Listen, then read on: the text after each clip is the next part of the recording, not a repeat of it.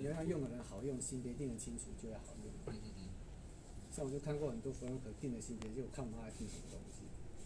它是一种写数学式的概念，这个 or 这个 and 那个，然后这个又可以插进去，反正它可以让芯片定得很厚，对不对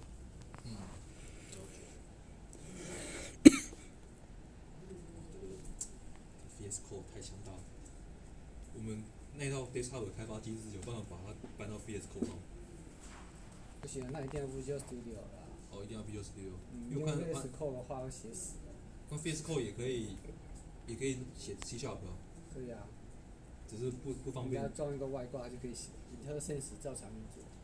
对，可是我是说 desktop， 我不是说搬太有，我是说就是真错或是要再开发，在那个 VS Code 上应该也可以做到。是可以啊，只是说你 Visual 这么强，其实通常不会去。在代幕轻量化。对。通常就不会在用 VS Code。好，这么做到。